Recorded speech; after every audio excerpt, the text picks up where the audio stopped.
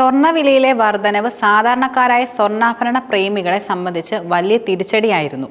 പക്ഷെ ബാങ്കുകൾ സ്വർണ്ണപ്പണയം വെച്ച് വായ്പ എടുക്കൽ ഉദ്ദേശിക്കുന്നവർ, നിക്ഷേപകർ എന്നിവരെല്ലാം സംബന്ധിച്ചുകൊണ്ട് യഥാർത്ഥത്തിൽ സ്വർണ്ണവിലയിലെ ഈ വർധനവ് വലിയൊരു ആശ്വാസമായിട്ടാണ് നിലനിൽക്കുന്നത്. ഉയർന്ന സ്വർണ്ണവില ഇക്കൂട്ടർക്ക് വലിയ ലാഭമാണ് യഥാർത്ഥത്തിൽ നൽകുന്നത്.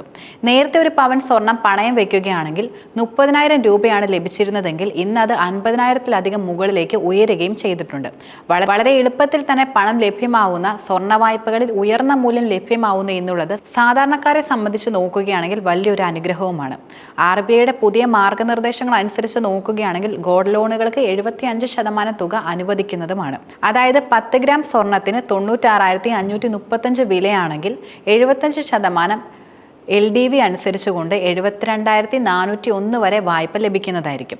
ഗോൾഡ് ലോണുകൾക്ക് മറ്റു വായ്പകളെ അപേക്ഷിച്ചുകൊണ്ട് പലിശ നിരക്ക് താരതമ്യേന വളരെയധികം കുറവാണ് എന്നതും ഏറെ ശ്രദ്ധേയമായിട്ടുള്ള കാര്യമാണ്.